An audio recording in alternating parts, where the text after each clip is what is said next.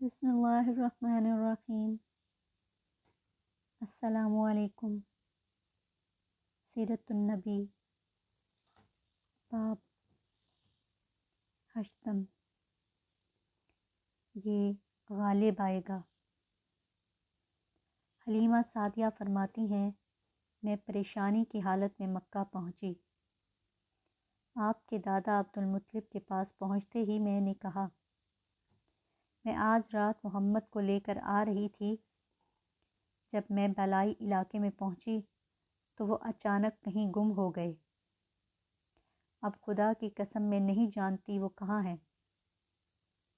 عبدالمطلب یہ سن کر فوراً کعبے کے پاس کھڑے ہو گئے۔ انہوں نے آپ کے مل جانے کے لیے دعا کی، پھر آپ کی تلاش میں روانہ ہوئے۔ ان کے ساتھ ورقہ بن نوفل بھی تھے۔ غرض دونوں تلاش کرتے کرتے تہامہ کی وادی میں پہنچے۔ ایک درخت کے نیچے انہیں ایک لڑکا کھڑا نظر آیا۔ اس درخت کی شاخیں بہت گھنی تھیں۔ عبدالمطلب نے پوچھا، لڑکے تم کون ہو؟ حضور صلی اللہ علیہ وآلہ وسلم چونکہ اس وقت تک قد نکال چکے تھے، اس لیے عبدالمطلب پہچان نہ سکے۔ آپ کا قد تیزی سے بڑھ رہا تھا۔ جواب میں آپ نے فرمایا، میں محمد بن عبداللہ بن عبدالمطلب ہوں۔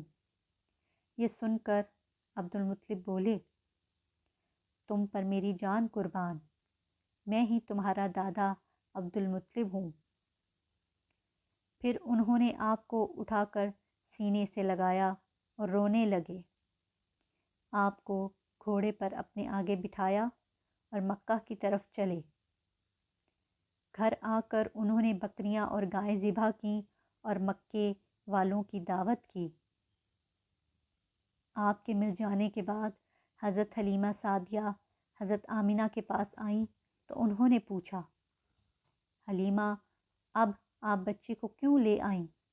آپ کی تو خواہش تھی کہ یہ ابھی آپ کے پاس اور رہے۔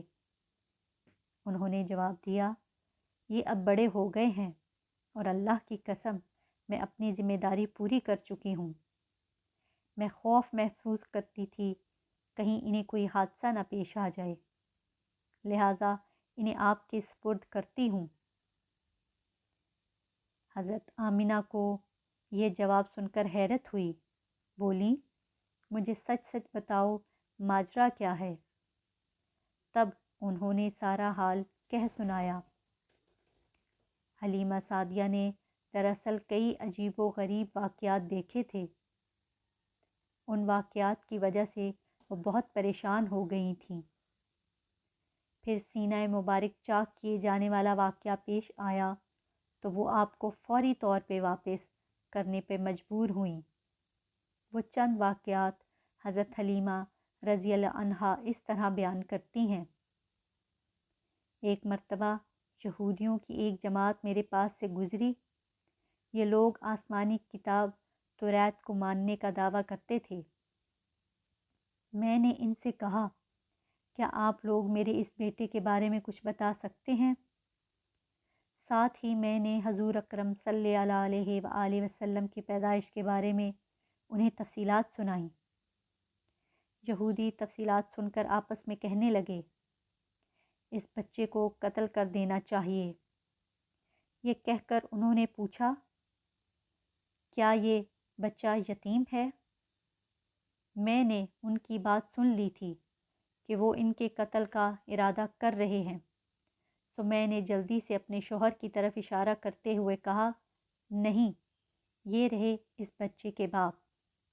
تب انہوں نے کہا، اگر یہ بچہ یتیم ہوتا تو ہم ضرور اسے قتل کر دیتے۔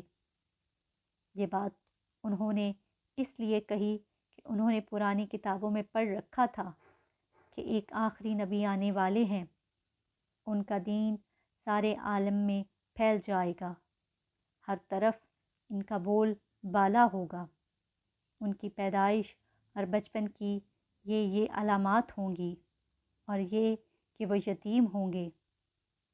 اب چونکہ ان سے حلیمہ سعدیہ نے کہہ دیا کہ یہ بچہ یتیم نہیں ہے، تو انہوں نے خیال کر لیا کہ یہ وہ بچہ نہیں ہے۔